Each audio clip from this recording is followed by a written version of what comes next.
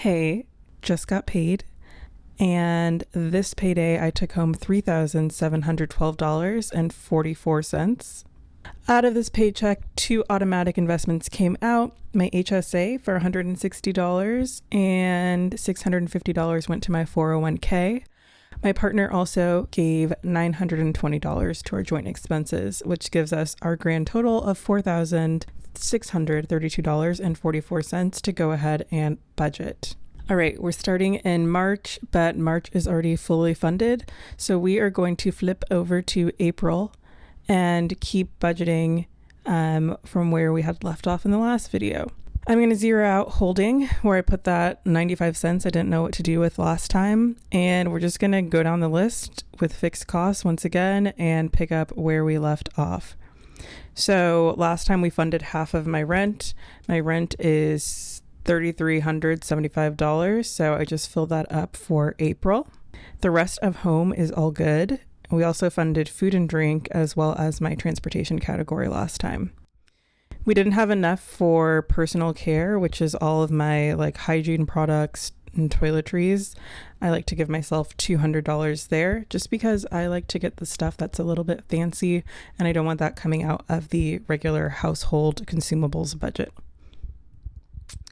All right, going down to memberships and subscriptions. My cell phone gets $60 that I send to my parents because thanks mom and dad, I'm still on the family plan and I like to contribute my portion. We also have some streaming services to go ahead and cover. So Max and Paramount Plus. I mentioned that I got Max. Why did I get Max again? Oh, okay. Yes, of course. White Lotus is on. So I've been loving that every Sunday. And then I got Paramount Plus because I'm obsessed with Yellow Jackets. This season is so good. If you haven't watched the show, definitely check it out. But those together get $33. Then we have our Peloton bike, which we don't really use, but that's $44 a month for the membership. Apple Music is $15. And my Chani app, which is my astrology app, that is $14 a month. Then we have Apple Cloud Storage, which is $10. YNAB, I'm going to set aside. Oh, by the way, I didn't mention this at all. When I get paid, I like to go ahead and budget using this tool that you see on screen. It's called YNAB, or You Need a Budget. So that's what this line item is for. It has an annual subscription that's a little bit over $100 US.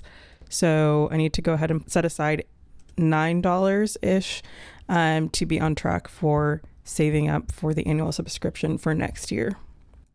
So doing that there. Then my Chase Sapphire annual fee gets $8 a month to save up for that. Blue Cash, $7 a month to save up for that one. And Amazon Prime gets $11. And then we have our Costco membership for $5. Amex Platinum annual fee is $120. And Amex Gold will get, I'll put $29. I'll put $30.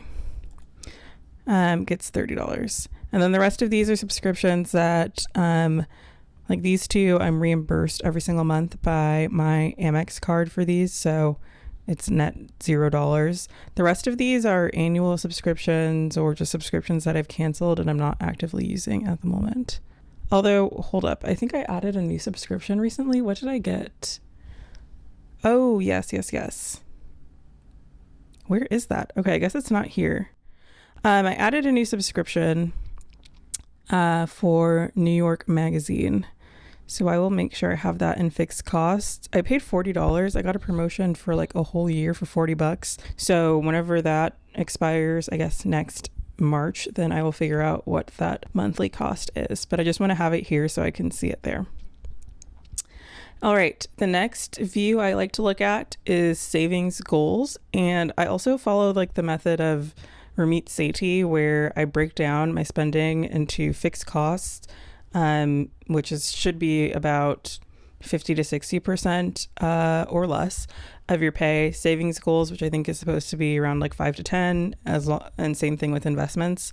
And then guilt-free spending should be, I think somewhere around 20%.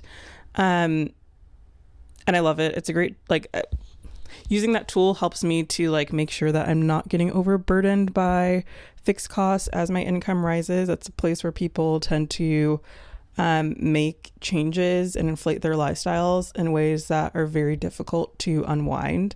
So for instance, getting a bigger house or a nicer apartment, or upgrading your car, those are things that are like super expensive and hefty parts of people's budgets.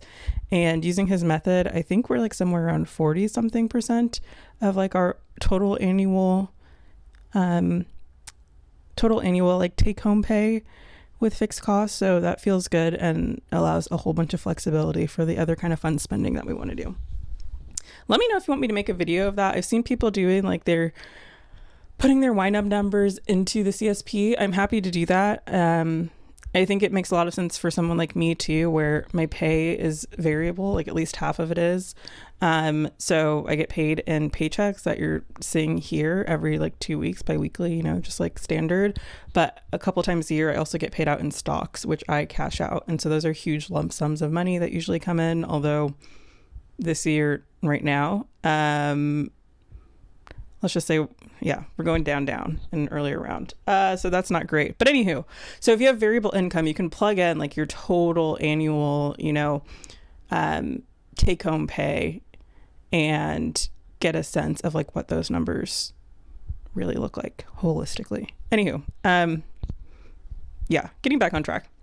Savings goals is my next category. I like to set aside $125 for out-of-pocket medical expenses. That's just for like cash flowing any appointments and things like that that come up.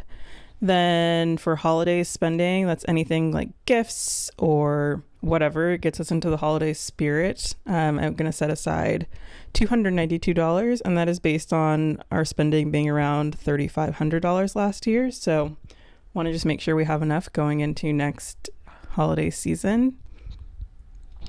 Then gifts for others for non-holiday gets $40, and mutual aid. Let's see how we want to do this. So we are going to get behind in the next, probably the next video. So right now I'm a month ahead, meaning that my income from March, like this month, is budgeted and prepared for April. However, it's been like a very spendy quarter, just candidly. So, and I also have some big expenses coming up related to trips and other things like that. For this mutual aid category, I need another $1,400 set aside for commitment that I talked about in another video that I can link here. But essentially, I'm going to need to use April's first paycheck to finish funding the month of April because of that stuff. So I guess basically what I'm trying to decide right now is whether I should fill up this mutual aid with $1,400 or if I should start filling up our guilt-free spending category, which also needs about $1,400. Let me see what I want to do. Maybe I'll do half and half, and then the next video I'll complete that. That might be what we do. So I can set aside $700 right now for mutual aid. Then go over to guilt-free spending. Let me just see what happens if I put half of what we need for restaurants and half of what we need for coffee. Oh, I also moved Pilates to guilt-free spending because that's not something that I'm really taking a break from that right now. And it's not something that is coming out as a regular bill anymore since my membership expired. So gonna chill on that for a minute. But yeah, so still need to fill these categories with targets. And my personal guilt-free spending for the month, I give myself $200. I do want to fill that up. So actually, let's see here. Okay, I'll just add $150 here to be a little bit prepared. And then let's add 100 there. Let's add that 47. Let's add 45. Okay, cool. Then we'll add $100 here to coffee. And I will put this $289 in holding. And that's that. So with my next paycheck, we will need to fund the rest of this month. So we'll need to fund guilt-free spending and savings goals. And then I also have a couple trips that I'm taking. I'll need to fund expenses for those as well. So I think the entirety of my next paycheck will just go to finishing up April. Then we'll move into May, and then hopefully we can catch up at some point when I do get one of those larger payouts, and I can film that for you. Anyway, that is all. Thanks so much for tuning in, and I'll see you in the next one.